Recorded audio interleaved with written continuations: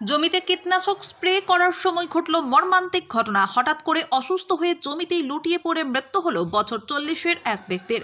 ঘটনাটি ঘটেছে মালদার গাজল থানার তুলসীডাঙ্গা এলাকায়।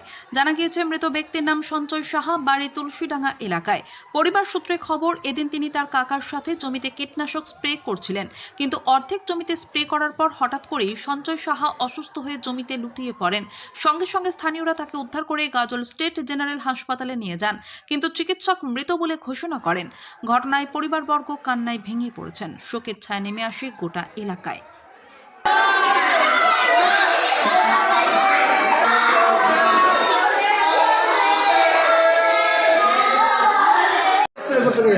আচ্ছা, ওকে 400 টাকা কথায় মিক্সচার করছি আমি, খালি ওই ঘাড়ে করে স্প্রে করছি।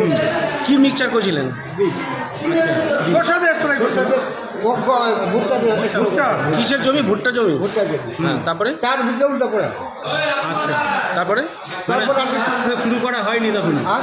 শুরু করা হয়নি। না, অর্ধেকটা হয়েছে, অর্ধেকটা আছে। আচ্ছা, কে করছিল স্প্রে? স্প্রে ওই করছেন। কি নাম? সঞ্জয় স্যার। বাড়ি? বয়স কত হবে আনুমানিক? 40-42। তারপরে কোথায় নিয়ে আসলেন? কোথায় নিয়ে আসলেন চিকিৎসার জন্য? আমি ওখানে আমারই টোটো নিয়ে গেছিলাম। হ্যাঁ। টোটো করে 7-8 টাকা ডাকলাম, দিয়ে এবার টোটো করে নিয়ে আসলাম কোথায় নিয়ে আসলেন? হসপিটাল। এখন কি ডাক্তারবাবু কি বললো? ডাক্তারবাবু ওকে ডেট হয়ে গেছে। ডেট হয়ে গেছে। আপনার কি হয়? আমার ভাতিজা।